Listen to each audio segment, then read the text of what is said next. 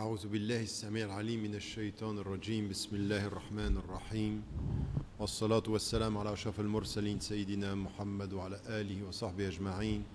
Assalamu alaikum wa rahmatullahi wa barakatuh. Bien, c'est avec un plaisir particulier que je reviens à l'île Maurice, encore une fois, alhamdulillah, avec la famille. Et c'est toujours un plaisir de revoir les sœurs et les frères, et puis en même temps des lieux qu'on a pu ou non visiter. Et puis, Inch'Allah, ce sera pour les 10 prochains jours, bi'iznillahi ta'ala.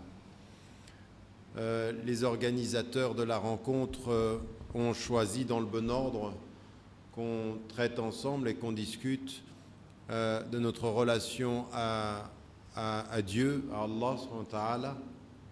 Et avant ceci, j'aimerais vous dire qu'avant de venir,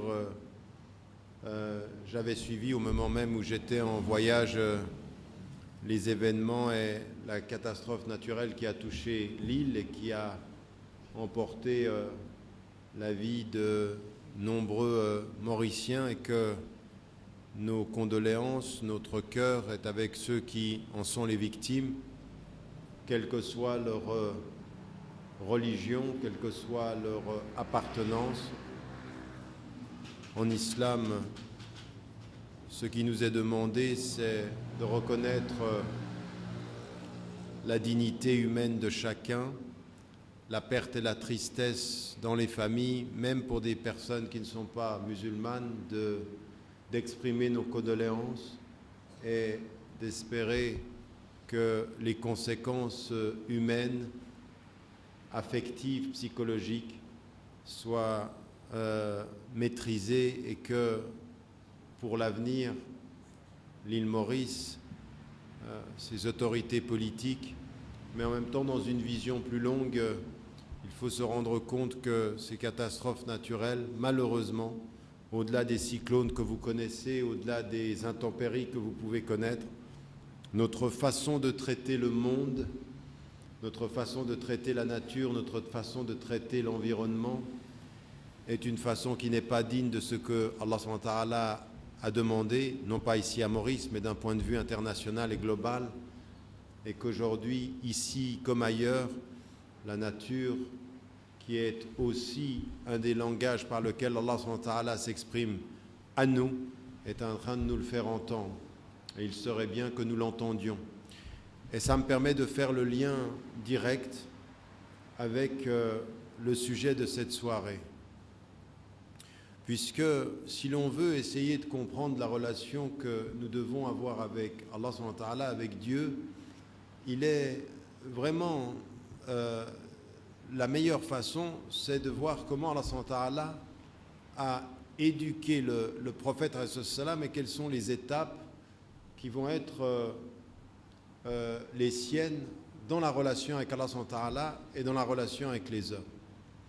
Et il y a 3 choses qui sont déterminantes dans la façon dont le prophète alayhi salam va être avec Allah subhanahu wa ta'ala. La première attitude, c'est que c'est une attitude de recherche.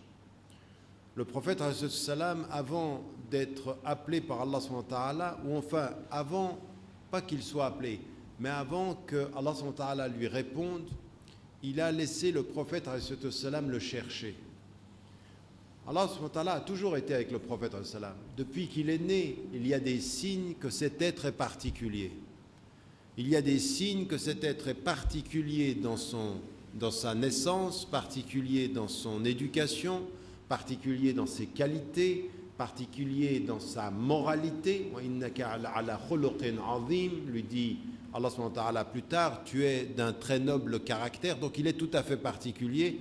Et vous savez que la tradition l'appelle el-Mukhtar, c'est-à-dire le choisi, et le Mustafa, c'est-à-dire le purifié. Le prophète ﷺ avait, avant de recevoir la révélation, un statut tout à fait singulier. Mais Allah subhanahu wa ta'ala, il nous dit quelque chose dans la vie du prophète ﷺ. Ce qu'il nous dit, c'est que l'une des façons d'être avec lui n'est pas d'être et de l'attendre, c'est de l'aimer et le chercher. Et le prophète, quand il voit les hommes, il les voit aimer les idoles, aimer le pouvoir, aimer l'argent, et il va dès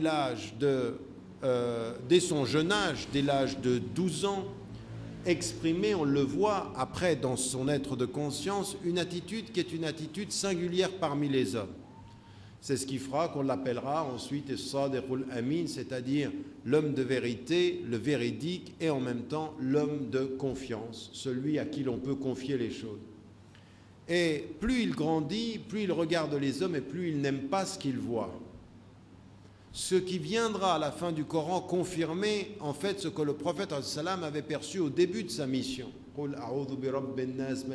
Qui est dit je demande au Seigneur des hommes, roi des hommes, etc. Ce qui va être à la fin, le prophète va le livre au début et il va s'éloigner de ce que les hommes adorent pour chercher Dieu. Et Dieu répond quand on le cherche. Dieu n'aime pas les passifs et il est dit dans le Coran que le musulman debout est meilleur que le musulman assis. Et le prophète a eu cette particularité à un moment donné de chercher, de s'éloigner. Il faisait un exil.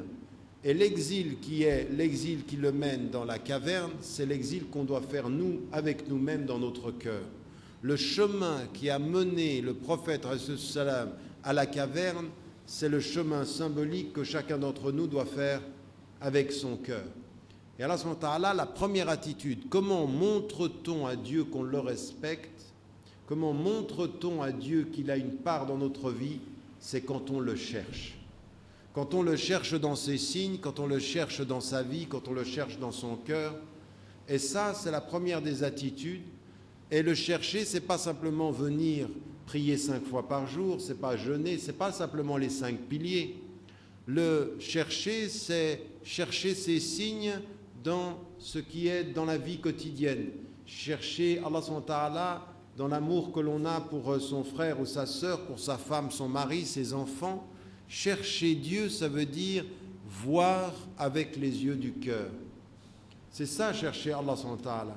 Et Allah subhanahu wa ta'ala, ce qui va se passer, c'est qu'Allah subhanahu wa ta'ala va l'appeler, il a 35 ans, chaque année il s'exile, chaque année il cherche Dieu, et un jour Allah subhanahu wa ta'ala envoie l'ange Gabriel, Jibril alayhi salam, et il va lui répondre. Il était avec lui avant qu'il le cherche, il l'a laissé le chercher pour revenir avec lui et lui dire maintenant je suis avec toi. Et ce qui était ton impuissance parmi les hommes sera ton pouvoir avec Dieu. Parce que avec Dieu tu seras, avec Dieu tu pourras, avec Dieu tu les changeras. Voilà ce qui est la force. D'abord, pour pouvoir être fort avec Dieu, il faut être à la recherche, il faut être humble avec lui.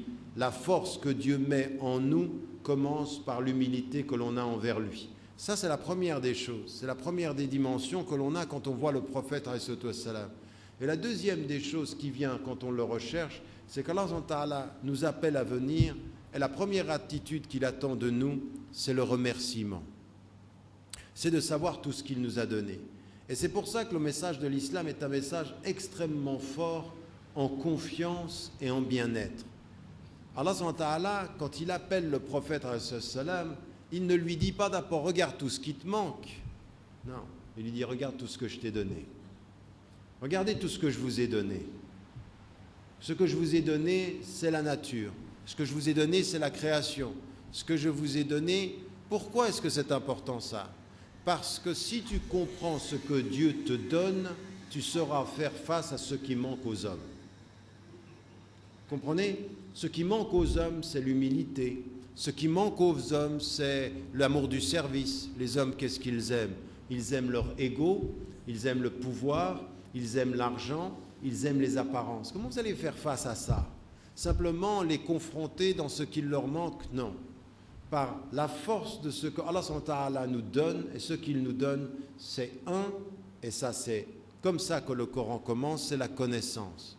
Et avec la connaissance, il nous donne le regard, il nous permet de regarder les choses. Et il nous dit, regardez la nature, regardez le temps, regardez les éléments qui sont autour de vous, tout ça je vous l'ai donné.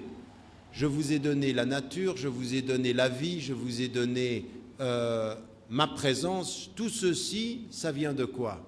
Ça vient min rahmati, ça vient de ma miséricorde. Deuxième attitude donc qu'il faut avoir vis-à-vis de Dieu, c'est le chercher, et dans cette recherche, c'est une quête de vérité. La deuxième des choses, c'est de le remercier. C'est ce que Luqman, le sage, dira à son fils, Anishkurillah.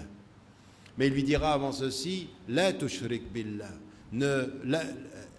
n'associe rien à Dieu. Et il lui dit, attention, il faut être aussi juste avec Dieu quand tu le cherches. Inna shirka la dhulmun azim. L'association à Dieu, c'est une injustice. Mais l'association à Dieu, qu'est-ce que c'est? L'association à Dieu, c'est tout ce que tu as laissé.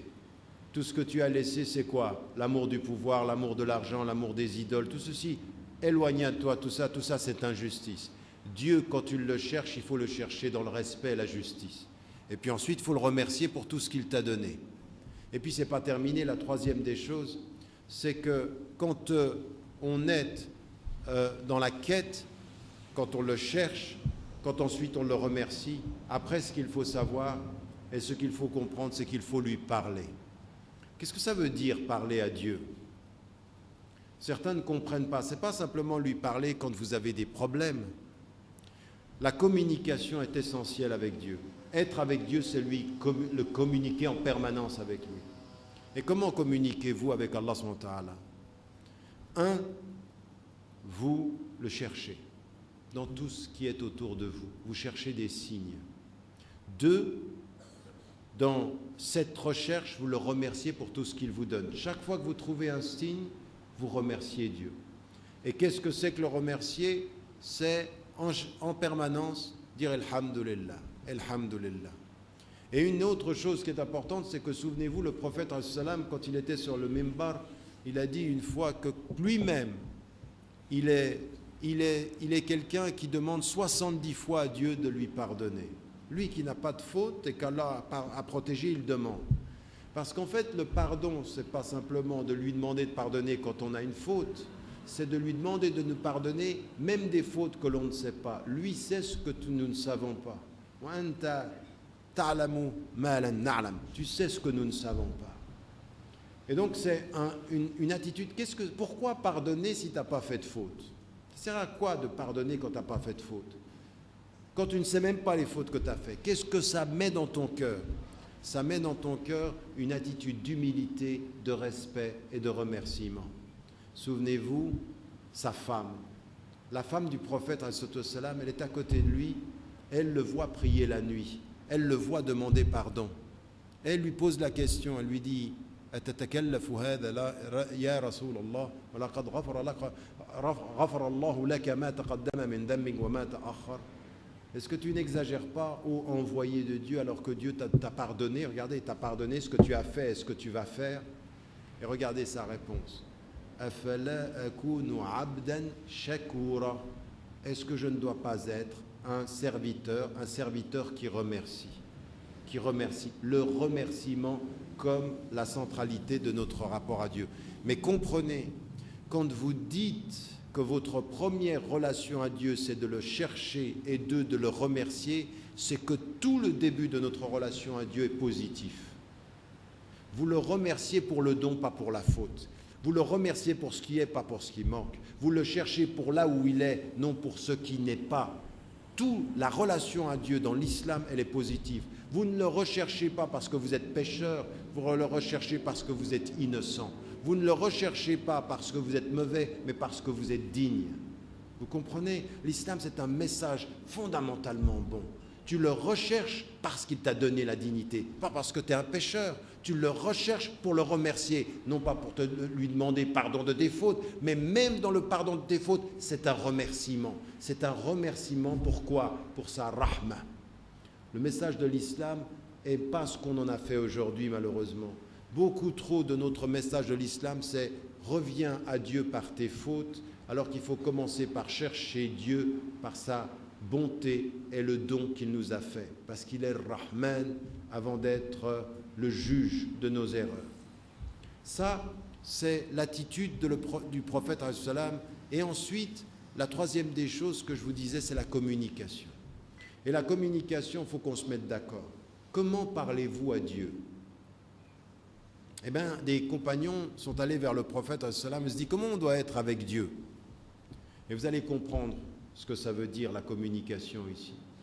Il lui demandait comment doit-on être vis-à-vis de Dieu, et vous savez ce que dit Surat al-Baqarah, si mon serviteur te demande à mon sujet, je suis proche. Et tout de suite dans la proximité, il parle de la communication. C'est-à-dire je réponds à l'appel de qui m'appelle quand il m'appelle. Allah subhanahu wa ta'ala, quand on le dit qui est Dieu, si on te demande qui est Dieu, Allah subhanahu wa ta'ala ne dit pas qui il est, il dit où il est. Il est dans la communication et il est tout près. Et cette communication, comment être avec Allah? La communication, qu'est-ce que c'est? C'est toujours de se souvenir qu'il est là, même si toi tu ne le vois pas, et il faut lui parler. Et c'est cette communication qui est importante. Allah est le seul être, le seul à qui tu parles sans ouvrir la bouche, sans utiliser les mots. Vous savez ce que nous enseigne la psychologie contemporaine? C'est que même vous, quand vous vous parlez à vous-même, sans le savoir, parfois vous avez utilisé des mots. Parce que parfois le non-dit n'intègre pas votre capacité intellectuelle à son expression. Votre cerveau a besoin des mots pour vous faire comprendre à vous-même le ressenti que vous avez en vous-même. Allah n'a pas besoin de mots. Allah, c'est le seul qui est entre nous et nous. Beaucoup plus qu'entre moi et moi. Quand je suis seul avec moi-même, j'ai encore besoin de mots. Quand Allah est près de moi, il n'a pas besoin de mes mots. Il sait ce que je ne dis pas sans mots avant mes mots. Et il est tout près. Et ça, c'est ce qu'il dit quand on te dit, quand on demande à Allah, quand on demande au prophète qui est Dieu, Allah dit où il est, tout près, et qu'est-ce qu'il fait? Il répond à l'appel de qui m'appelle quand il m'appelle. Ça, c'est Allah a dit, je réponds à l'appel de qui m'appelle quand il m'appelle. Et ce qui est tout à fait important ici, c'est que parfois, même vous, sans que vous l'ayez dit avec des mots, votre être intérieur l'appelle. Et Dieu répond à l'appel si vous l'appelez. Et ça, c'est la troisième des choses, c'est la communication qu'on doit avoir avec Dieu. La communication, elle vient de ce que l'on ne dit pas. Quand vous êtes triste, vous avez des façons d'être avec vos tristesses, avec votre affection. Vous êtes triste, vous n'êtes pas bien, ou vous êtes heureux. Allah subhanahu wa ta'ala, ce qu'il nous demande, c'est, même dans la tristesse, souvenez-vous de Dieu dans la joie, il viendra à vous dans la peine. Mais ça veut dire quoi ça? Ça veut dire, comment êtes-vous avec vos joies? Est-ce qu'avec votre joie, vous êtes proche de votre ego, ou est-ce que dans vos joies, vous êtes proche de celui qui vous a créé? Est-ce que vous pensez à lui heureux ou vous ne pensez à lui que malheureux? Parce que si vous pensez à lui heureux, ça veut dire quoi? Ça veut dire que même dans vos joies, il faut communiquer. Et qu'est-ce que c'est communiquer avec Dieu dans sa joie? C'est de le remercier, c'est de penser à lui, même dans sa joie. C'est cette capacité de dire Alhamdulillah, même avec le succès. Pourquoi, quand vous avez un succès dans votre vie, certains sont commerçants ici, certains ont un travail, vous avez une entreprise, vous travaillez pour un directeur, un employé, vous réussissez des choses. Allah subhanahu wa ta'ala, il attend que vous communiquiez dans le succès. Quand vous avez réussi, qu'est-ce que vous dites? Quand vous avez gagné de l'argent, qu'est-ce que vous dites? Quand vous êtes joyeux, qu'est-ce que vous dites? Est-ce que votre succès est un moyen de rappel ou est-ce que votre succès est un moyen d'oubli? Est-ce que vous me pensez, quand vous êtes étudiant, est-ce que vous pensez à Dieu entre les examens ou est-ce que vous pensez à Dieu la veille de l'examen? Est-ce que vous pensez à Dieu la même chose la veille de l'examen ou le lendemain des résultats? La veille de l'examen, avant l'épreuve, vous dites Dieu, et quand vous avez réussi le lendemain d'un grand succès, vous dites Dieu de la même façon? Comment communiquez-vous avec Dieu? Parce que c'est ça la réalité, c'est que notre communication avec Dieu dépend de l'état de notre nafs. Et donc souvent, quand on sent qu'on a besoin de lui avant l'examen, on est plein de demandes, on a réussi, elhamdoulilah, on reçoit les louanges, mais on oublie de remercier. Et on n'est pas dans la même situation. La communication, elle est parfois sans mots. La communication, elle est comment on gère nos émotions, comment on est avec nos émotions, comment on est avec notre façon d'être heureux ou notre façon d'être triste. Savoir avec Dieu être des êtres qui le cherchons dans tout ce qui est notre vie. Mais ça va très loin, ça va regarder son père, regarder sa mère, chercher Dieu par son père et par sa mère, ça veut dire quoi? Ça veut dire de se souvenir de ce qu'Allah nous dit, comment il faut être avec son père et sa mère. Rahman, il vous dit, couvre ton père et ta mère de l'aile de la tendresse, de l'aile de la compassion. Ça veut dire une chose naturelle, tu cherches Dieu dans la relation avec tes parents, tu regardes tes enfants et tu te souviens de Luqman qui parle à ses enfants, tu te souviens du prophète, tu cherches Dieu dans toutes ces choses naturelles, tu le cherches. Allah il te dit, cherche-moi, là où tu penses que c'est naturel, il faut me trouver dans ta façon de te souvenir de moi. Chercher, c'est se souvenir de lui là où il est, c'est ça l'ihsan, que tu adores Dieu comme si tu le voyais. Et la deuxième des choses, c'est dans cette dimension de systématiquement de le remercier dans ce que l'on a, de façon très positive, très sereine, très douce. Soyez doux dans votre foi. Soyez pas des crispés de l'erreur, mais des doux dans le remerciement. Le prophète, il était très très doux dans le remerciement. C'est pour ça que les gens aimaient bien être près de lui. Il était très doux, très très doux. Il fallait pas s'énerver. Pourquoi tu t'énerves? Pourquoi tu es crispé? Parce que tu regardes la relation avec Dieu du mauvais côté de la réalité. Tout ce qu'il t'a dit. Regardez, quand les croyants ils vont vers lui, il dit où il est Dieu? Et bien ce qu'il dit, il est tout près de toi. Il est tout près de toi, il faut communiquer, il faut le remercier. Et donc, vraiment, vous savez ce que c'est dans la peine de remercier Dieu? Qu'est-ce que dit le prophète alayhi salam? Il dit, quand vous avez un souci et que vous en pleurez, quand vous avez perdu quelqu'un, là par exemple, je reviens de l'île de la Réunion, et il y a un frère qu'on a rencontré il y a quelques années qui était avec nous, toujours avec nous, il était même venu ici à l'île Maurice, il nous suivait. Et puis il se trouve qu'il y a quelques années, il perd sa maman, et quelques mois plus tard, il perd son père, dans l'espace de 3 mois. Et là maintenant, quand vous le voyez, il est d'une tristesse très très profonde. C'est très profond, on le sent qu'il est triste, il n'est pas bien. Tout dans sa vie a changé. Et vous pensez à ça et vous dites, mais moi mes soucis, on a tous des soucis. Mais une des façons de remercier Dieu, c'est aussi de penser à ceux qui ont plus de soucis que nous et de faire 2 choses. Le remercier de ne pas être aussi triste et demander à ce que Dieu apaise la tristesse des plus tristes. Oui, ça c'est de la communication avec Dieu, c'est une façon de le remercier. Je sais que je peux être triste, mais il y a plus triste que moi. Je sais qu'il y a du malheur dans ma vie, que parfois je perds des gens que j'aime, mais il y en a qui ont tout perdu. Comme par exemple, vous voyez dans certaines situations aujourd'hui en Syrie, il y a 170 personnes qui meurent par jour. À Burma, il y a des gens qui se font massacrer tous les jours, il y a des génocides. Et il y en a qui perdent toute la famille dans une journée. Il y en a un, il s'est levé à 7 h du matin avec toute sa famille. À 8 h du soir, il y en a 7 qui sont morts. Et vous, ça ne vous est pas arrivé ça? Donc vous pouvez avoir des malheurs. Mais remercier Dieu, c'est de se dire merci de me protéger et apaise la peine de ceux qui ont été exposés. Ça, c'est une façon de communiquer avec Dieu et en permanence. C'est comme ça qu'il faut être avec Dieu. Et le prophète, il était comme ça dans son entourage. Quand il passait parmi les gens, il avait la douceur dans la joie et la douceur dans le malheur. Toujours à apaiser, toujours à... Attention.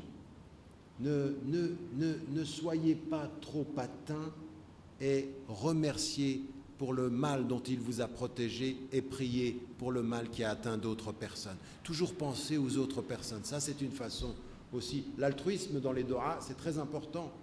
Il faut toujours commencer vos doigts, vos invocations par vous-même, mais il ne faut jamais les finir par vous-même. Il faut commencer par vous et les finir pour autrui, parce que c'est comme ça que vous le remerciez pour vous et que vous lui demandez par le remerciement aussi de protéger vos frères et vos sœurs. Et dans la communication, il y a la communication qui n'est pas verbale, ce que je disais, il y a une communication qui est de quelle nature? Quand le prophète reçoit les révélations qui lui parlent de la nature et qu'il dit regardez la nature, c'est de la communication. Quand vous regardez la beauté, ça veut dire quoi? Allahu Jamil yuhibbul jamal. Dieu est beau, il aime la beauté. Ça veut dire quoi? La beauté, elle vous parle. Vous savez que la beauté, c'est un langage. La beauté, c'est quand vous regardez quelque chose de beau et vous dites Masha'Allah, vous communiquez avec Dieu. Quand vous reconnaissez dans le beau la grandeur de Dieu, c'est de la communication. Chaque fois que vous voyez du beau, chaque fois que vous voyez quelque chose qui est la beauté sur la terre, il faut dire Masha'Allah, walhamdulillah, vous communiquez avec lui. Qu'est-ce que vous êtes en train de lui dire? Vous lui dites je l'ai vu et je te remercie de me l'avoir offert. Oui, le prophète, quand quelqu'un est venu, un poète est venu et qu'il a trouvé ça extraordinaire beau et qu'il a enlevé sa cape et qu'il l'a mis, qu'est-ce qu'il est en train de dire? C'est beau et c'est quelque chose que je reconnais et que je couvre de ma protection. Donc la communication, elle peut être aussi dans notre façon de regarder, notre façon d'être. Comment est-ce qu'on communique avec Dieu encore? Dans la façon dont nous refusons que des choses soient dites et qui soient négatives par rapport aux gens qui sont autour de nous. Parce qu'Allah subhanahu wa ta'ala, il nous a dit Inna sam'a wal basara, tout ce qui vient dans vos oreilles, c'est mauvais. Une des façons de communiquer avec Dieu, c'est de refuser d'avoir une mauvaise communication. Quand on refuse que des gens disent de mauvaises choses dans nos oreilles, eh bien c'est une façon de communiquer, de dire je ne veux qu'une communication qui soit positive, qu'une communication qui respecte Allah subhanahu wa ta'ala. Et Allah subhanahu wa ta'ala, il nous dit faites attention à ce que vous dites. Emsek alayka lisanak, tiens ta langue, fais attention à tes oreilles, fais attention à tes yeux, fais attention à ce qu'il y a dans ton cœur. Ça, c'est de la communication. Plus vous vous maîtrisez, plus vous lui parlez. Et en lui parlant, vous comprenez comment vous devez vous maîtriser. C'est comme ça qu'il faut comprendre dans Surat Al-Qaf. Quand Allah subhanahu wa ta'ala dit la chose suivante وَلَقَدْ خَلَقْنَا الْإِنسَانَ وَنَعْلَمُ مَا تُوَسْوِسُ بِهِ نَفْسُهُ وَنَحْنُ أَقْرَبُ إِلَيْهِ مِنْ حَبْلِ الْوَرِيدِ. Nous avons créé l'homme et nous savons ce que son nafs lui susurre, lui murmure, lui donne, lui dit dans son cœur. Et nous sommes plus proches de lui que sa veine jugulaire. Pourquoi Allah subhanahu wa ta'ala, systématiquement, quand il parle de lui, il nous dit « je suis tout près ». Qu'est-ce que ça veut dire « je suis tout près » ? Qu'est-ce que ça veut dire « je suis entre toi et ton cœur » ? Ça veut dire « j'entends tout, je vois tout, je suis dans une communication permanente ». Si toi, tu ne sais pas que tu communiques, moi je communique. Si toi, tu ne sais pas que tu me parles, moi je l'entends. Si toi, tu ne parles pas, j'entends encore. Si toi, tu m'oublies, je ne t'oublie pas. Et si tu m'oublies, eh ben, tu t'oublieras. Mais Allah subhanahu wa ta'ala, il viendra à toi dans la communication.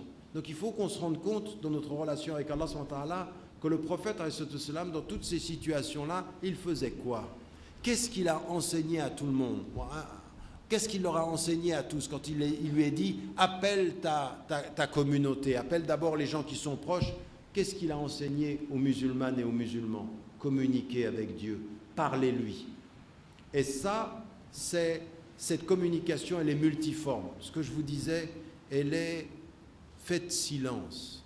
Communiquer avec Dieu, c'est faire silence. Vous le cherchez, et une des façons de le chercher dans la communication, c'est de se taire et puis de lui parler, dans le sens d'être seul avec lui et de savoir qu'il vous voit et que vous êtes avec lui. Prendre du temps où vous ne faites rien, où vous êtes en silence. Ça ne veut pas dire que vous ne faites rien. Parfois, vous êtes en voyage, vous êtes dans un avion, vous êtes dans une voiture, vous êtes en train de regarder la nature et vous faites silence et vous communiquez avec lui. Vous vous souvenez de lui, donc vous le cherchez, vous êtes en remerciement parce qu'il vous donne et vous communiquez. Ça, c'est la vie du prophète. La vie du prophète, c'est chercher, remercier et communiquer. L'autre dimension, au-delà du silence, c'est quoi? Quand vous prenez le Coran, Allah subhanahu wa ta'ala nous a envoyé un texte. Le Coran, c'est une lettre, vous savez ça. Le Coran, ce n'est pas simplement une livre, c'est une risala. Risala, c'est un message, c'est une lettre. En arabe, quand on vous dit on t'a envoyé une risala, c'est-à-dire on t'a envoyé une lettre, et qu'est-ce que c'est une lettre? Une lettre, c'est un message qui t'est destiné à toi, il te parle à toi, Allah subhanahu wa ta'ala vient, te communique. Et qu'est-ce qui est dit? Communique pour qu'il te communique. Tu te souviens, il se souvient. Tu lui parles, il te parle. Tu viens avec le Coran te parle. Si tu négliges le Coran te néglige. Mais si tu ne négliges pas le Coran te parle. Allah subhanahu wa ta'ala t'a envoyé une lettre, et il y en a certains, ils n'ont jamais ouvert l'enveloppe. Il y en a certains, ils n'ouvrent pas la lettre. Il y en a certains qui négligent la lettre. Et ça, c'est de la communication. Dans cette communication, elle est extraordinaire. Le miracle du Coran, c'est que c'est un livre envoyé à tous et qui parle à chacun. C'est envoyé, c'est le même livre à nous tous, et à chacun, il parle de façon différente. Parce qu'Allah subhanahu wa ta'ala, il parle. Vous savez ce qu'on dit du prophète, il répondait à chacun selon sa psychologie. Allah subhanahu wa ta'ala l'a fait avec le Coran. À tous, il envoie le même livre et il parle différemment et profondément à chacun. Et ça, c'est de la communication. Donc le Coran, c'est communiquer. Ensuite, Allah subhanahu wa ta'ala, le prophète nous dit, le Coran, l'islam, c'est 5 piliers. Chacun des piliers, c'est de la communication. Vous priez et vous communiquez avec Allah subhanahu wa ta'ala parce que vous vous souvenez de lui. Quand vous jeûnez, vous communiquez avec Dieu. Quand vous payez la zakat, vous communiquez encore. Chaque pratique est une communication. Et quand vous avez une communication, vous allez devoir le souci de changer la qualité de la communication. La qualité de la communication, c'est votre sincérité. C'est la raison pour laquelle, dans tous ces chapitres que l'on a en islam, la clé de chacune des pratiques, c'est l'intention. Et l'intention, c'est la sincérité. Et l'intention, c'est pourquoi communiques-tu avec Dieu? Que cherches-tu? Quand Allah subhanahu wa ta'ala dit dans le Coran, je n'ai créé les êtres humains et les djinns que pour qu'ils m'adorent. Et l'adoration est une communication. C'est quelle qualité on donne à notre relation. Toute notre pratique, c'est de la communication, mais ce n'est pas fini. C'est pas fini. Quand vous sortez d'ici et que vous voyez un pauvre, quand vous sortez d'ici et que vous voyez un non-musulman, quand vous sortez d'ici et que vous voyez même quelqu'un qui est un ennemi, votre façon de réagir à ce que les hommes sont est une communication avec Dieu. Vous communiquez avec Allah subhanahu wa ta'ala dans votre façon d'être. Mais le problème, c'est qu'on l'oublie. Et l'ihsan, c'est toujours d'être en communication. Parce que c'est comme si Dieu était avec vous, que vous le voyez, qu'il est présent avec vous dans tout ce que vous faites de bien. Quand vous êtes avec un pauvre et que vous ne faites pas la différence entre un riche et un pauvre, parce que dans le Coran, il vous est dit que la personne soit riche ou pauvre, Dieu a la préséance sur eux. C'est-à-dire se souvenir de Dieu dans l'humanité d'un homme, au-delà de son statut, au-delà du fait qu'il soit riche ou pauvre. Quand vous voyez un pauvre et que vous le servez, vous communiquez avec Dieu et vous montrez à cet homme, par cet homme, que Dieu est plus important que son statut social. Même dans ces situations-là, quand vous voyez des non-musulmans et que vous entendez « Wajadilhum billati hiya ahsan » parle-leur à tous ceux qui ne croient pas de la meilleure des façons. Ça veut dire quoi? Ça veut dire que même si eux, ils te parlent mal, même si eux, ils t'insultent, même si eux, ils te nient, communiquer avec Dieu par l'intermédiaire des hommes, c'est se souvenir de Dieu devant les hommes et leur parler avec dignité, même si eux, ils sont indignes. Communiquer avec Dieu, c'est répondre par la dignité à l'indigne. Communiquer avec Dieu, c'est répondre par le service même à celui qui est le plus bas de l'échelle sociale. Communiquer avec Dieu, c'est respecter sa femme. Communiquer avec Dieu, c'est respecter son mari et respecter ses enfants. La communication avec Dieu passe par notre action.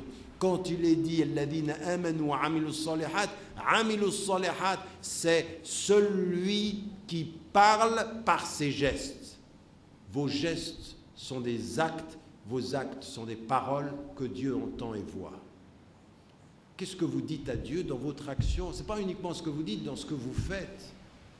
Le philosophe Albert Camus disait « Un homme ne vaut pas par ce qu'il dit, mais par ce qu'il fait. » Et le Coran et l'islam nous dit « Ce que tu fais, c'est ce que tu dis. » En fait, la vérité, c'est ça. Ta communication avec Dieu, elle passe par ce que tu dis, mais aussi par ce que tu fais.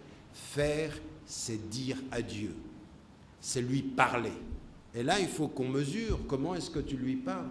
Et Allah subhanahu wa ta'ala, il vous dit, je vois tout, pas simplement dans ce que vous faites, mais dans les intentions, parce que je suis plus près que la veine jugulaire, parce que j'entends ce que tu ne montres pas, j'entends ce que tu ne dis pas, je sais tes intentions, et la connaissance que tu as de moi, elle est entre toi et toi.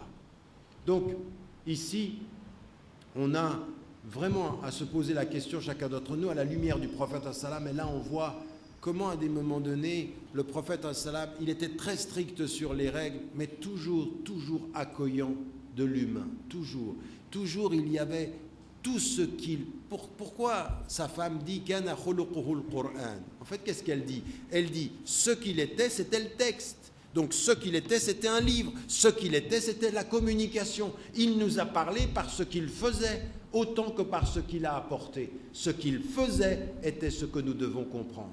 Et ceci, c'est notre façon de communiquer avec Allah subhanahu wa ta'ala.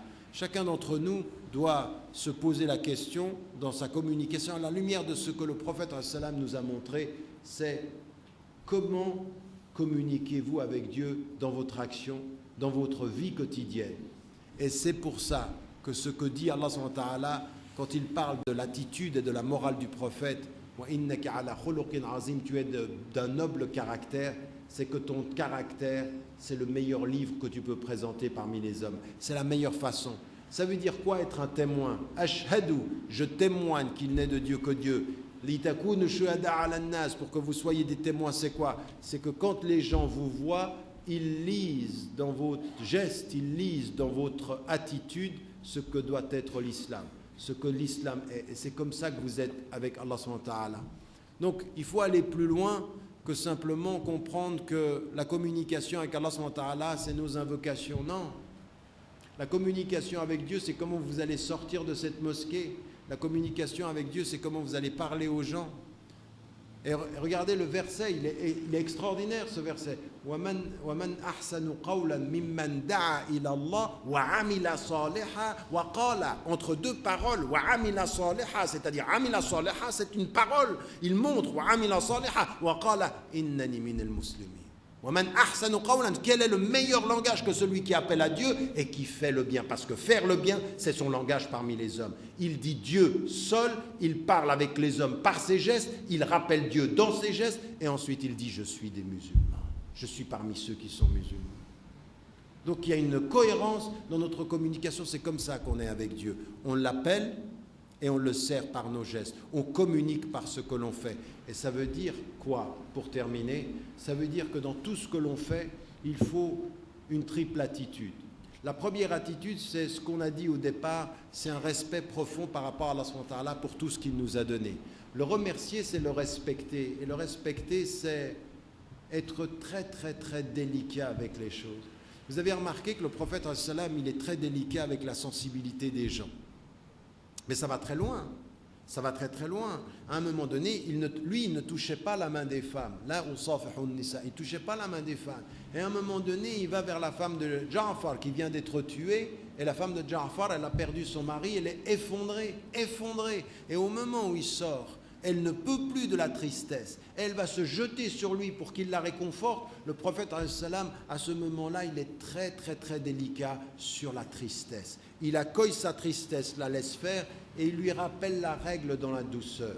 La règle dans la douceur, c'est « j'ai compris ta tristesse ». Mais si je rappelle la règle que tu ne t'approches pas de moi en disant « haram, tu ne t'approches pas », je vais brusquer la personne. Le prophète est strict avec les règles, délicat avec les cœurs.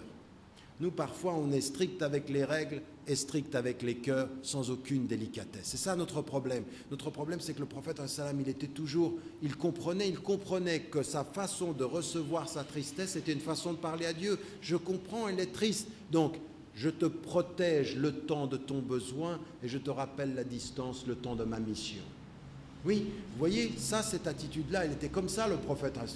Il était systématiquement dans cette délicatesse. Et cette délicatesse, c'est une façon de communiquer la vraie présence de Dieu parmi nous. Parce qu'Allah, il est le Rahman, mais il est le Wadoud, ou il est le Karim, il est Alimul Ghaybi wa Shahada, c'est-à-dire il connaît ce qu'on montre et ce qu'on ne montre pas. Donc il est connaisseur de tout ceci. Quand vous avez la bonne intention, quand vous avez le remerciement, quand vous avez le respect, eh bien ce que doit dégager votre présence parmi les hommes, c'est beaucoup de délicatesse, beaucoup de respect extrêmement délicat, c'est-à-dire rifq. Ce que disait le prophète, il disait, celui qui a rifq, cette espèce d'élégance, cette grâce, cette douceur, il a reçu beaucoup de la part de Dieu. Vous savez, rifq, c'est beaucoup de délicatesse, beaucoup de grâce, ne pas brusquer. Et puis, ça ne veut pas dire ne pas être strict sur les règles, mais tout dépend de la façon dont vous dites ces règles, dont vous rappelez ces règles. Être strict quant à la limite, être doux quant à la façon de la dire, de la rappeler. C'est pour ça que tout le monde l'aimait, parce qu'on sentait de l'autorité, mais on sentait beaucoup de douceur. Ça, c'est une façon de respecter. La deuxième des choses, c'est qu'il donnait la possibilité aux hommes autour de lui de s'exprimer. Une des façons d'être avec Dieu est toujours de donner de la liberté aux hommes. Le prophète n'interdisait pas aux gens de s'exprimer, il ne leur interdisait pas d'être. Non, sa façon d'être avec Dieu, c'est de laisser les gens communiquer, laisser les gens s'exprimer. Il venait lui poser des questions, il venait contester, il venait se plaindre, il laissait cette part d'humanité. C'était une façon de communiquer avec Dieu également, dans sa présence, dans sa façon d'être. Il était avec Dieu par la façon dont il savait être avec les hommes, par la façon dont il laissait les hommes être des hommes. Il n'a jamais demandé à un être humain d'être un ange. Et quand vous ne demandez pas à un être humain d'être un ange, c'est comme ça que vous êtes avec Dieu. Tu es un être humain, assume ton humanité. Tu as des peines, il faut les vivre. Tu as des tristesses, il faut en parler. Tu as des solitudes, il faut faire face à son humanité. C'est comme ça qu'on communique avec Dieu. N'essaye pas d'être un ange. Et c'est ce qu'il a dit à Hanzala. Pour qui vous pensez que vous êtes des anges? Mais non, si vous étiez des anges, les anges vous salueraient sur le... Non, vous n'êtes que des êtres humains. Et si vous étiez des anges, eh bien Dieu, il vous changerait par des êtres humains qui commettent des fautes et qui reviennent à lui. Parce que ce qu'il aime, c'est ceux qui reviennent à lui dans l'humilité. Donc comment être avec Allah subhanahu wa ta'ala? C'est dans cette humilité, dans ce respect, cette délicatesse. Le meilleur exemple, c'est systématiquement cette façon dont le prophète avait d'être délicat, en même temps strict, toujours à l'écoute, laissant les gens s'exprimer. Et pourquoi il faut que nous puissions nous exprimer? Vous savez, nous sommes au 21e siècle de l'ère grégorienne, nous sommes au 15e siècle de l'ère musulmane. Nous sommes dans un monde de la communication et d'une communication qui devient de plus en plus anonyme. Internet a rendu la communication très anonyme. Vous pouvez communiquer avec le monde derrière un nom d'emprunt, vous pouvez vous cacher, on communique, mais c'est devenu très impersonnel. Vous savez, la plus grande des résistances de l'islam à ce monde-là, ça ne devrait pas être simplement de rappeler des principes de halal et de haram, ce que je peux faire pour Internet, non. C'est une conception de la communication, c'est une conception d'être avec Dieu. La plus grande différence qu'il y a entre la façon de communiquer avec Dieu et la façon de communiquer sur Internet, c'est que jamais la communication avec Dieu n'est impersonnelle. Jamais elle est anonyme et elle est toujours profonde et elle est toujours personnelle. Vous ne pouvez jamais vous cacher derrière un écran. La communication avec Dieu, elle casse tous les écrans. Et ça, c'est la résistance. C'est comme ça qu'on doit éduquer. On doit éduquer en disant, attention, même si tu crois que devant l'écran, personne ne te voit, même si tu crois que derrière ton nom d'emprunt, personne ne sait, même si tu penses parler au monde et personne ne sait qui tu es, il sait, il est là, entre toi, et il est plus près de toi que ton fil, que ta veine jugulaire. Ça, c'est l'éducation qui est une éducation qui dans toutes les circonstances vous dit ceci, mais attention, comprenez-moi bien, non pas parce que Dieu doit être le juge de tes fautes, mais parce qu'en sachant ceci et que c'est une communication personnelle, tu dois le respecter, tu dois le remercier et tu dois communiquer. C'est le contraire. Il y en a certains qui se sont dit, c'est vrai ça, parce que comme ça, il faut qu'on sache que devant l'écran, Dieu regarde ce qu'on regarde. Non, ça oui, mais ce n'est pas de ça dont je parle. Je parle de quelque chose de beaucoup plus profond. La communication personnelle et profonde et individuelle dans un monde où toutes les communications peuvent devenir anonymes et superficielles. L'islam vous dit communiquer à Dieu de façon personnelle, assumée, profonde et multipliée. Communiquer, mais communiquer vraiment. Communiquer le cœur, communiquer l'intelligence, communiquer ce que l'on ne dit pas. Comment vous allez faire devant Internet pour communiquer ce qu'on ne dit pas? Ce n'est pas possible. Mais avec Dieu, c'est comme ça qu'il faut être. Donc il faut résister à une mauvaise communication par une communication profonde, une communication impersonnelle par une communication personnelle, une communication dans le bien par une communication qui peut être dans le mal par une communication dans le bien, une communication qui peut être dans la faute par une communication qui est dans la sérénité, une communication qui peut être dans la souffrance par une communication qui est dans le respect et le respect du divin. Voilà ce qu'il faut que nous comprenions aujourd'hui. Il faut placer Dieu au cœur de tous nos réseaux, Internet ou internationaux, face à tous les anonymats, et de réconcilier notre vie quotidienne avec cette communication avec Dieu. Je l'ai dit souvent ici. Moi, j'ai le souvenir d'un des éléments de mon éducation, c'est qu'on me dise un jour, tu sais, tu peux peut-être pas dire ce que tu dois dire à ton père, mais tu peux le dire à Dieu, il peut le comprendre. Tu sais, peut-être tous les hommes ne te pardonneront pas, mais Dieu, il peut pardonner. Tu sais, peut-être que tous les hommes ne verront pas tes qualités, mais Dieu verra tes qualités. Tu sais, peut-être que tous les hommes ne verront pas tes efforts, mais Dieu verra tes efforts. Tu sais, peut-être que les hommes ne verront que tes échecs, et lui, il verra tes essais, tes tentatives et tes intentions. Tu sais, ils te jugeront peut-être tous mal, et lui, il te jugera bien. Tu sais, peut-être que tu seras mort, et il croit que tu vas en enfer, et tu vas au paradis. Tu sais pourquoi? Parce que lui sait, et vous ne savez pas. Wallahu a'lam, wa a'la, wa ahkam, wa salamu alaykum wa rahmatullah. Parce que c'est pas comme ça qu'il faut poser les choses. Il ne faut pas regarder ce que les autres ont et sont. Il faut regarder ce que nous sommes et ce que nous voulons. Essayez d'imaginer une chose. Le prophète, salam, il est tout seul dans une grotte. Il a 40 ans. Et Allah subhanahu wa ta'ala lui parle de la nature et puis va le tester avec une fatra, c'est-à-dire de 18 à 3 ans, il ne va plus lui parler, il va l'éduquer encore plus. Et il va lui dire, appelle les gens de ta parenté, puis ensuite il va lui parler de changer le monde. Le prophète, salam, il était avec quelques personnes et pendant près de 3 ans, il va éduquer 30 personnes. Si vous calculez les choses, comment un homme, un prophète, le messager, salam, il porte le message, il fait face à toute sa tribu, à sa communauté, aux siens qui le rejettent, et puis ensuite il voit tout ceci. Comment pouvoir imaginer qu'on peut changer le monde dans une situation aussi minoritaire? 13 ans. Et après 13 ans, il faut quitter la Mecque pour aller se réfugier à Médine. Et à la première signature, au premier raccord de l'Aqaba, ils sont 70. Puis changer le monde. Mais s'il était parti avec la même mentalité, et il se dit, je ne peux pas. Allah subhanahu wa ta'ala lui dit, ta force n'est pas dans le nombre, elle est dans la qualité de l'éducation de certains. Et dans la détermination. Aujourd'hui, regardez le monde. Oui, c'est extraordinaire la puissance que vous pouvez voir. La puissance des États-Unis, des grandes puissances, la puissance chinoise s'installe ici maintenant, comme on le dit, à l'île Maurice. Il y a des gens qui ont des puissances technologiques, des puissances, des armes incroyables.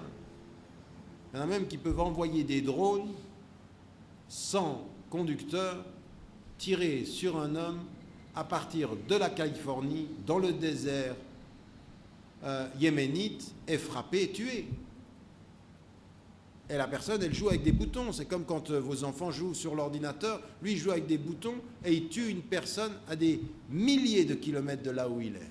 C'est une puissance phénoménale. Phénoménale. C'est plus la guerre d'avant, c'est plus face à face, c'est plus le courageux face au courageux.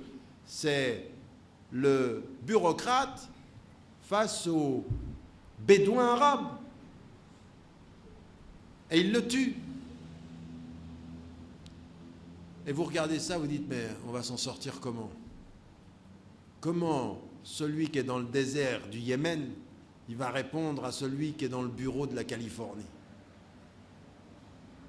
Si vous pensez que c'est cette force-là qu'il faut comparer, alors il faut mieux rester assis et vous cacher dans le désert. Mais si vous pensez à ce qu'a été la mission du prophète, vous savez que même ce bureau en Californie ou n'importe quelle grande toile de puissance à travers le monde, tout ça, ça n'est rien du tout. C'est des choses qui peuvent passer, c'est des pouvoirs qui sont temporels, c'est des pouvoirs qui sont... c'est rien. Le seul vrai pouvoir, c'est la sincérité de celui qui, devant Dieu, dit « Je suis pour lui et pour la justice, pour lui et pour le respect, pour lui et pour les valeurs. » Peut-être même que je vais en mourir ici-bas, mais ce qui me fera mourir ici-bas, c'est ce qui donne sens dans l'au-delà. Quant à tuer avec toute la puissance du monde, franchement, entre vous et moi, quand vous pensez à n'importe lequel des présidents des États-Unis encore vivants, vous aimeriez être à sa place juste avant la mort? Pas vraiment. Hein. Déjà, on n'est pas sûr d'être content d'être à notre place, parce qu'on a tous des choses à se reprocher. Mais être à la place de quelqu'un qui a eu autant de pouvoir sur la terre, quand finalement il n'a plus de pouvoir face à la mort, eh bien, quand on est en face de ceci, on fait un pas en arrière et on ne calcule plus en ces termes-là. On calcule dans les termes de la véritable essence. Allah subhanahu wa ta'ala, la ilaha illahu, il nous a demandé d'appeler dans sa voix. Et quand on appelle dans sa voix, on communique pour lui et on communique par nos gestes et on le sert. On le sert dans la justice, on le sert dans la dignité. On ne va peut-être pas gagner aujourd'hui, mais même si l'on perd en termes humains, quand on est juste, on a gagné en termes divins. Même si l'on perd en termes humains, quand on est digne, on a gagné en termes divins. Même si l'on perd en termes financiers, en termes humains et financiers, on gagne si on a été juste en termes divins. La victoire dans le divin ne se mesure pas au calcul des humains. Jamais. Jamais. Ce que l'on peut considérer. Alors aujourd'hui, on vit des difficultés. Le monde musulman ne vit pas les meilleures des réussites et souvent on parle de l'idéal du passé. Il faut qu'on arrête de parler de l'idéal du passé et qu'on prenne les défis du présent. Et les défis du présent, c'est celui-ci déjà, de sortir de ce complexe d'infériorité que l'on a vis-à-vis de ceux qui ont le pouvoir et de l'argent. Et que l'on comprenne que notre pouvoir à nous, ça doit être un pouvoir de l'éthique, des choses justes, de la dignité, du rappel. Nous devons rappeler aux êtres humains que quelque argent qu'ils aient, quelque pouvoir qu'ils aient, quelque grandeur qu'ils aient, s'ils ne sont pas en paix avec leur personne, s'ils ne sont pas réconciliés avec leurs valeurs, eh bien ils ne seront jamais en paix. Ils ne connaîtront jamais salamat an-nafs. Ils ne seront jamais heureux s'ils agissent en contradiction avec les principes fondateurs de la dignité humaine.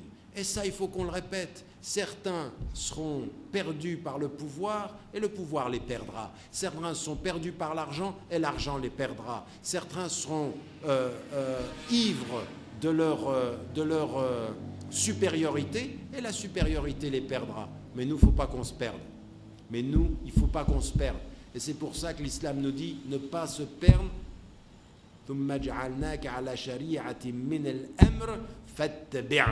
Nous t'avons mis sur une voie, maintenant suis-la. Ne suis pas ceux qui ne savent pas, ne suis pas les désirs des gens, suis cette voie-là. Leur désir de ce que le pouvoir d'ici-bas, ta voie, c'est le succès de l'au-delà. Leurs désirs, ce ne sont que les succès d'ici-bas. Ta voie, c'est le vrai succès de l'au-delà.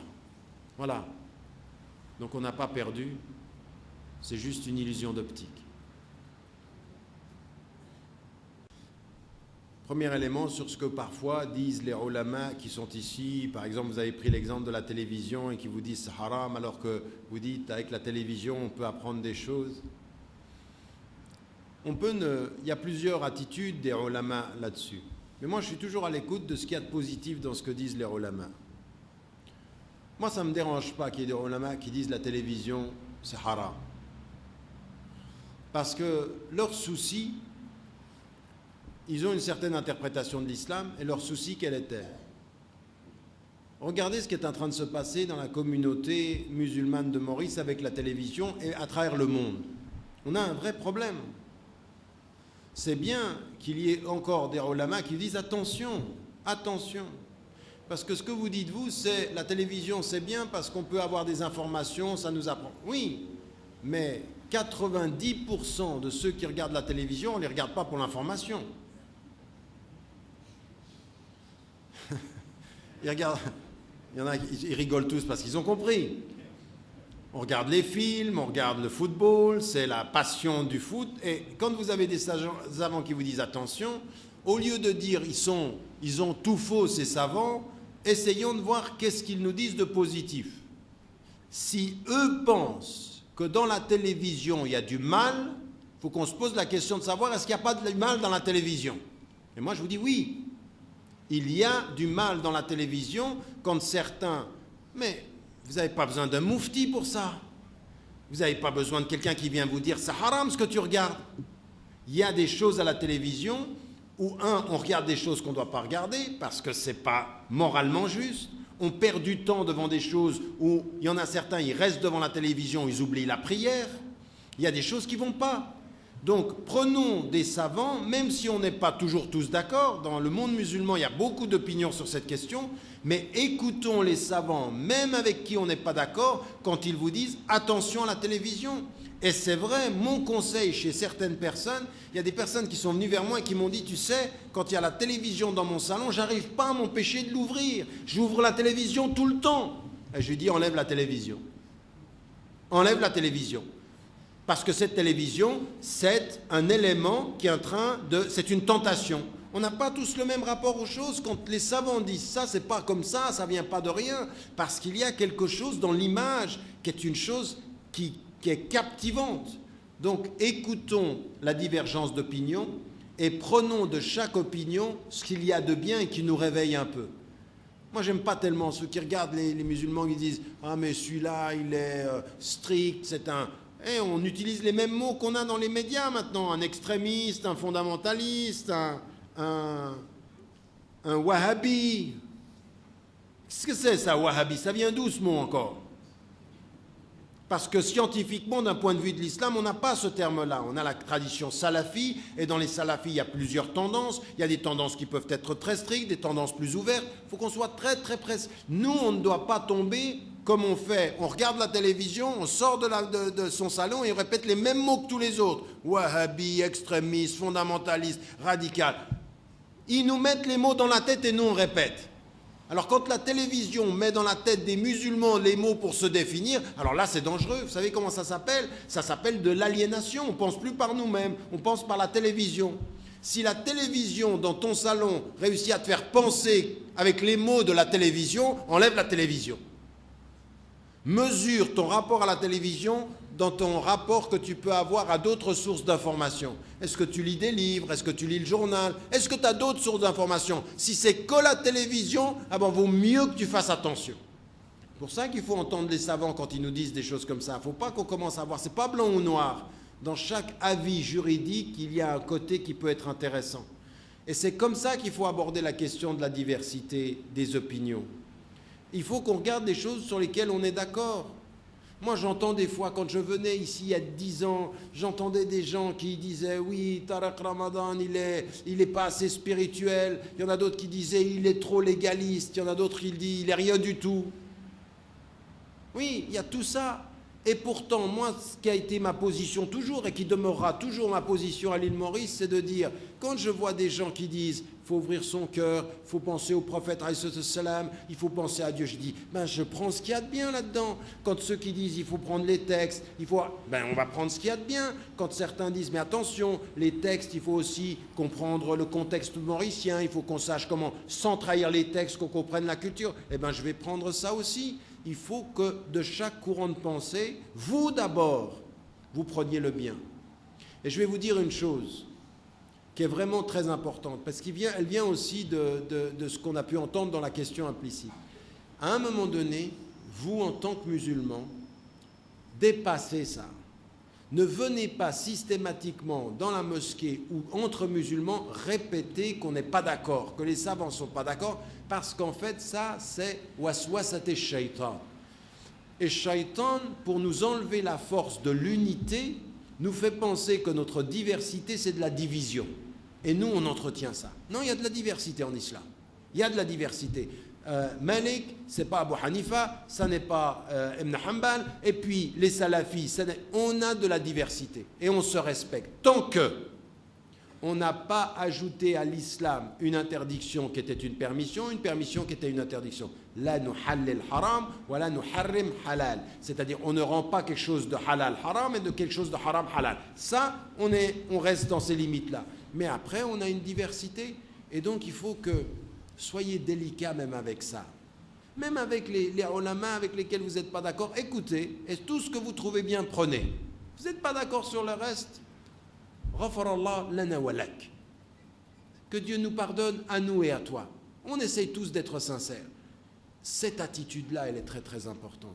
Il y en a qui sont crispés dans leurs écoles, ils ont fait de leurs écoles, ils ont fait de leur courant une espèce de nouvelle école dans l'école. C'est un nouvel islam dans l'islam. Mais non, l'islam c'est une voie qui est large, c'est une voie où on peut avoir des opinions différentes, où Abu Bakr n'était pas d'accord avec Omar ibn al-Khattab, sur des avis juridiques. Abdallah ibn Mas'ud, il n'était pas d'accord. Ils n'étaient pas d'accord, et alors ? Ils étaient sincères et ils essayaient au mieux, à tel point que le prophète sallam dit, le mufti qui essaye d'avoir un avis juridique et qui a raison, il a 2 récompenses. Mais celui qui a tort, il en a 1, donc parce qu'il a essayé au moins.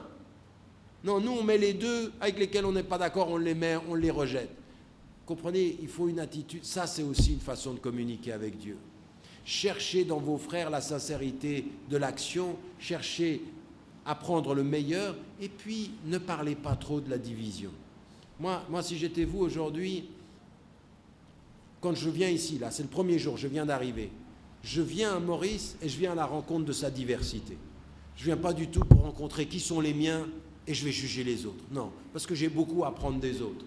J'ai beaucoup à apprendre des autres. J'ai beaucoup à apprendre de ceux qui sont dans les traditions, qui sont avec les textes très stricts, ou avec la spiritualité, ou avec tout ça. Moi, je prends de tous. Partout où il y a le bien, je fais comme le prophète, je le suis. Partout où je vois des choses qui sont sincères avec le prophète, je prends. Sincères avec Dieu, je prends. Quant à ceux qui ne l'est pas, je demande à Allah subhanahu wa ta'ala de me pardonner et de leur pardonner. C'est tout. C'est une attitude qui est une attitude où on cesse d'entretenir cette question-là. Donc vous savez, aujourd'hui, dites Alhamdulillah, l'île Maurice, c'est une communauté de musulmans où il y a plusieurs courants, où il y a plusieurs pensées. Il faudrait qu'ils deviennent des frères, même s'ils ne sont pas d'accord sur tout. J'ai répété souvent, et je vous le répète, l'unité de l'islam, ce n'est pas l'uniformité de la pensée. L'unité de l'islam, c'est l'acceptation de la diversité dans le respect. Voilà. Wallahu a'lam. C'est ça, c'est sûr quand tu parles à Dieu. Oui. Ça c'est une question qui est importante aussi, sur laquelle il faut que, dans la communication qu'on a avec Dieu, quand tu demandes à Dieu, parfois Allah subhanahu wa ta'ala, il te répond tout de suite. Parfois il te répond par un rêve. Parfois il te répond pas tout de suite.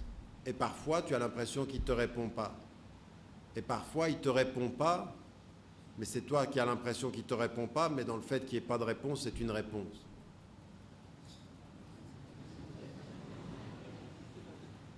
Tu m'as suivi? Mais c'est important ça. Faut faire très très attention. Allah subhanahu wa ta'ala, en fait, il répond toujours, et même quand il n'y a pas de réponse, c'est une réponse. Ça nous fait réfléchir qu'il n'y ait pas ce qu'on attendait de la façon dont on l'attendait. Il faut se poser la question, pourquoi il nous fait attendre? C'est aussi une façon de répondre. Pourquoi il nous envoie autre chose peut-être? C'est une façon de répondre. C'est ça que j'appelais tout à l'heure le rechercher. Même quand on l'appelle, il faut rechercher sa réponse. Il ne faut pas penser que je l'ai appelé comme ça, il va venir comme ça. Non, tu l'appelles comme ça et lui, il vient comme il veut. Des fois, il vient en ne venant pas. Des fois, il vient par un rêve. Des fois, il vient immédiatement. Effectivement, c'est tout à fait surprenant. Parce qu'il revient directement. Et il faut être très patient. mais toujours regarder les signes. Allah subhanahu wa ta'ala nous parle des fois de façon tout à fait particulière. Et parfois de façon, quand on va faire le mal ou quand on va faire quelque chose de pas bien, il nous parle en nous empêchant de le faire. Ou en faisant que ton papa ou ta maman te voit quand tu allais faire quelque chose de mal, eh bien c'est Dieu qui te parle, ça aussi. Des fois, Dieu, il t'aime quand tes parents t'ont vu faire quelque chose avant que tu le fasses. Ou que tu allais faire quelque chose et que Dieu t'a protégé de le faire. Ce n'était pas tout à fait le sujet, mais encore une fois, depuis... Vous savez, il faut, même pour l'homme, pour la femme, le fait de s'engager dans la vie publique et politique, c'est possible, ça dépend comment. Quelle est l'intention de l'engagement politique? À quelle fin on s'engage dans la question sociale et dans la question politique? Donc là, il y a aux hommes, pour les hommes comme pour les femmes, il faut se poser les vraies questions.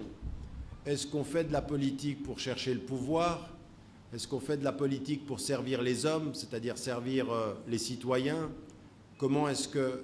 il faut toujours se poser la question, quand on s'engage en politique, qu'est-ce qu'on veut y apporter?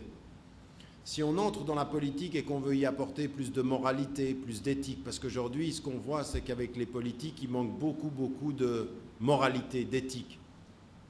Donc si on s'y engage de cette façon, pour la femme comme pour l'homme, des savants, et depuis longtemps, c'est pas nouveau, et ça vient aussi faire référence à Belqis, c'est-à-dire toute la tradition de la famille du royaume de Saba dans le Coran, a fait dire à des savants que pour une femme s'engager en politique ou dans l'affaire publique, c'était possible. Ça dépend comment, c'est-à-dire est-ce qu'on s'y engage pour le pouvoir ou est-ce qu'on s'engage pour le service? Comment est-ce qu'on va considérer ces choses-là? Et pour l'homme, c'est exactement la même chose, parce qu'il y en a certains qui pensent que pour l'homme, c'est plus facile de s'engager en politique. Il y a beaucoup de Mauriciens de confession musulmane qui sont engagés en politique pour les mauvaises raisons. Ils sont engagés en politique pour des questions de pouvoir, pour des questions de profit personnel. Et il y en a d'autres qui sont engagés pour de bonnes raisons. Servir la communauté des hommes, et on a besoin de femmes et d'hommes qui s'engagent de cette façon-là. Donc, il n'y a pas de contre-indication islamique stricte, il y a des conditions à l'engagement, comme il y a des conditions à tout engagement humain. Posez-vous la question de votre intention, qu'est-ce que vous y ajoutez? Et est-ce que vous répondez aux 3 qualités essentielles de l'engagement? La compétence, l'intégrité et le service. L'intégrité morale, la compétence dans ce que vous faites et le service des hommes, des êtres humains, hommes et femmes. Si ces éléments-là sont là, il n'y a pas de contre-indication à le faire. Inch'Allah. Le principe en islam est le suivant. Et c'est le principe premier, auquel certains savants ont mis en évidence qu'il y avait des possibilités de passer par des enseignants et des éducateurs. Mais le principe premier dans notre communication avec Dieu, c'est que chaque femme et chaque homme s'adresse à Dieu directement et parle à Dieu directement dans sa langue, avec son cœur ou dans son silence. Donc en l'occurrence, les invocations que l'on fait, ce sont des invocations qui sont... Chaque être humain sur la terre s'adresse directement à Allah subhanahu wa ta'ala et lui demande directement les choses. Et c'est ce qu'a voulu mettre en évidence en même temps Abu Bakr as-Siddiq quand certains voulaient mettre en évidence que le prophète n'était pas mort. Même Omar ibn al-Khattab a dit non, il va revenir, il va ressusciter, et il l'a coupé net en lui disant ceux qui adoraient Muhammad, il est mort. Ceux qui adorent Allah subhanahu wa ta'ala, il est vivant, il ne meurt pas. Et donc notre relation, elle est avec Dieu. Maintenant, est-ce que l'on peut demander à ce que le prophète, qui sera l'intercesseur lors du jugement dernier, dans la vie de l'au-delà, qu'il intercède pour nous dans l'au-delà, au moment du jugement dernier, ça c'est possible parce qu'il est l'intercesseur. Maintenant, ici-bas, le principe dans l'immense majorité des courants de pensée, c'est de dire il ne faut pas aller dans ce sens-là, même avec des personnes qui sont vivantes d'ailleurs. Et la clause, la clause de la médiation, on trouve ceci chez un certain nombre de savants, jusqu'à quelqu'un, par exemple, comme Ibn Taymiyyah, qui mettait en évidence le fait qu'on pouvait faire référence à un cheikh, à quelqu'un qui était comme quelqu'un qui pouvait prier pour nous, ou qu'on prie pour lui, qu'il prie aussi pour nous, dans cette médiation de l'élève à l'étudiant, mais non pas parce qu'il a des pouvoirs spirituels, mais parce qu'il est porteur de l'enseignement et qu'il peut, de ce point de vue-là, être une médiation supplémentaire pour nous, mais pas une médiation nécessaire pour nous. Comprenez la différence? Il peut ajouter à notre requête, mais il n'est pas la médiation, c'est-à-dire parler à Dieu par l'intermédiaire de quelqu'un, est quelque chose qui est la spécificité de l'islam, nous dit non, on parle à Dieu directement. Alors je sais ici qu'à l'île Maurice, vous avez aujourd'hui des pratiques qui se renouvellent, et je pense qu'il faut que l'on dise une chose. Le plus important aujourd'hui, c'est de dire une chose qui est très importante. Il est donné à chacune et à chacun de parler à Dieu directement, et à ceux qui utilisent des médiations, il faut simplement rappeler et qu'on se mette d'accord sur une chose. Nous sommes bien d'accord qu'Allah subhanahu wa ta'ala est au-delà des hommes et que c'est à lui que nous nous exprimons. Mettons-nous d'accord sur cet élément-là d'abord, au lieu de se disputer sur les méthodes qui sont des méthodes qui sont objets de divergences très très importantes, mais il y a une chose qui est la plus importante, c'est qu'au bout du compte, ce qui est le plus important, c'est que c'est à Allah subhanahu wa ta'ala que l'on parle, et c'est de lui dont on attend les changements. C'est lui la clé de notre réforme, c'est lui que le prophète salam appelait quand il disait « Ya muqallibal qulub » toi qui tournes les cœurs. C'est lui l'objet, c'est lui la source, et c'est lui le dépôt et le réceptacle de tous nos appels. Et là, on pourra se mettre d'accord sur les fondamentaux. Maintenant, passer par le prophète salam ou passer par d'autres voies comme transition ou comme médiation, ça c'est un sujet de grand conflit et qui est dans la compréhension de la majorité des savants quelque chose à laquelle il faut faire extrêmement attention. Nous ne devons pas et en aucun cas transformer la personne du prophète salam avec le statut qu'on a pu trouver dans la tradition chrétienne pour Jésus. Jésus est le médiateur. Vous savez que dans la tradition chrétienne aujourd'hui, on dit qu'on ne peut pas être sauvé sans la médiation de Jésus. Jésus est le médiateur avec Dieu. Dans la tradition musulmane, on reconnaît le prophète salam comme le dernier envoyé, mais il n'est pas la médiation de notre communication avec Dieu. Dieu est plus près de chacun de sa veine jugulaire, il est entre nous et notre cœur, il est prêt et il répond à l'appel de qui l'appelle. Quand il l'appelle, ça veut dire dans la médiation, sans médiation et dans l'appel direct. Ça, c'est ce qui doit être gardé. Mais maintenant, il faut être clair là-dessus, sans que les divergences sur les médiations nous emmènent à oublier qu'au bout du compte, nous sommes d'accord sur qu'Allah subhanahu wa ta'ala est notre référence ultime. Après, il faut qu'on comprenne bien ce qu'est le sens du tawhid de ce point de vue-là, de la reconnaissance du prophète comme dernier messager, mais non pas comme médiateur après sa mort, quant à notre succès ou quant à notre échec, Inch'Allah, sur la terre. Je pense qu'on va s'arrêter là, Inch'Allah.